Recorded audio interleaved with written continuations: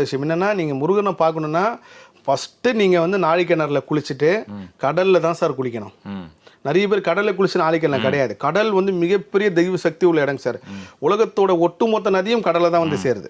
அணுக்குள்ள அணுவான்றப்ப அந்த கடல்ல அவ்வளோ பெரிய அபரிமிதமான சக்தி இருக்கு.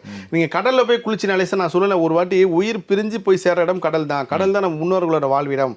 ஏன் வந்து அந்த காலத்துல வந்து பெரியவங்க வந்து நீங்க இப்போ அமெரிக்கால இந்த ஒரு விஷயத்த சொல்றாங்க சார், நீங்க ரொம்ப ஸ்ட்ரெஸ்ஸா இருந்தீங்கன்னா கடல்ல போய் காலை நனைன்றான். ஒரு 20 நிமிஷம் நீங்கள் கடலில் போய் காலை வச்சுட்டு நில்லுங்க, உன்னோட ஸ்ட்ரெஸ் எல்லாம் போயிடுன்றானா. அப்பயே நம்ம முன்னோர்கள் சொல்லி வச்சாங்க, கடலில் போய் குளின்ற கான்செப்ட் அதை நீங்கள் அங்கே போனீங்கன்னா உங்களோட முன்னோரோட ஆசீர்வாதம் கிடைக்கும். ஸோ நாழிக்கிணறுல குளிச்சுட்டு சார், கடலில் குளிச்சுட்டு அதுக்கப்புறம் முருகரை போய் பார்க்கக்கூடாது, நேராக மூவர் சமாதி போகணுங்க சார்.